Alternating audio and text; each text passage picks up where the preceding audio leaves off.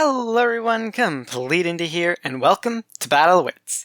And today, I mean it. You see, Unfinity came out last month, and with it came the introduction of the incredible legendary creature, Claire the Loon, Joy Sculptor. When Claire enters, for the rest of the game, your tokens are basically cards. They can be shuffled into your library, returned to your hand, put in your graveyard. Plus, Claire can tap and pay mana to put a token from your graveyard or hand on the battlefield. Now, there were hundreds of ways to break this card, but I had to go for my absolute favorite idea. A card I've been trying to make work in Commander for years. Battle of Wits. Not the series, but the card itself. Battle of Wits is a 5-mana enchantment that says, at the beginning of your upkeep, if you have 200 or more cards in your library, you win the game.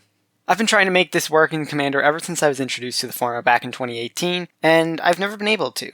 If this isn't your style though, don't worry, the deck can win through other ways. Until then though, here we go. First off, we've got Plea for Guidance as an enchantment tutor able to get Battle of Wits and one of your free other enchantments. One of those is Archmage Ascension, which is another tutor, and we also run things like Planar Bridge as a way to cheat any permanent into play from our library, as well as Temio's Journal, which creates clue tokens and can tutor. We also have a bunch of ways to draw cards, like Chasm Skulker, Champion of Wits, and Dream Trawler, all of which happen to showcase a different strength and weakness of the deck. Chasm Skulker is the first of many ways to create tokens in the deck, and it's continued by cards like Increasing Devotion, Reef Worm, and Finale of Glory. Additionally, we have a couple different token-based board wipes like Phyrexian Rebirth and Martial Coup.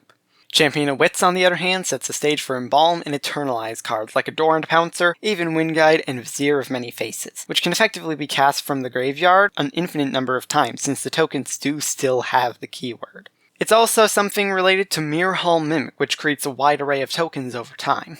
Of course, we want ways to fuel this graveyard element of our deck, as well as refill our deck with our tokens once we have them. That's why cards like Perpetual Timepiece, Elixir of Immortality, and Wand of Vertebrae are also in the deck, to refill the deck. We also don't want to risk having too many tokens in our hand on the off chance that we can't play Claire the Loon. That's why Avenger Eldal, Guardian of Nubenalia, and Grimoire of the Dead are all excellent examples of cards with means of discarding for value, as well as Sphinx of the Chimes, playable at long last in this deck by discarding multiple of the same type of token. Speaking of card draw, Nico Eris and Change of Plans both serve as card draw that work well with this deck and its fiends. And we also run some effects that create token clones like Saheeli's Artistry, Rite of Replication, and Stolen Identity. On the opposite side of the card draw, though, is removal. Cards like Angel of Sanctions, Access Denied, and Entrap Maneuver deal with individual threats. Things like Anointed Priest, Temet, Vizier of Naktaman, and Idol of Oblivion reward us for having tokens, while Hollowed Spearkeeper, Mere Battlesphere, and Triplicate Titan are ways to create them. And as free individual designs that stand out as just helpful are Lazotep Plating, which provides protection for our creatures, Prognostic Sphinx, which allows us to scry and discard, and finally the incredibly splashy Search the City, which, just like Sphinx of the Chimes and Battle of Wits, has been useless in Commander until today.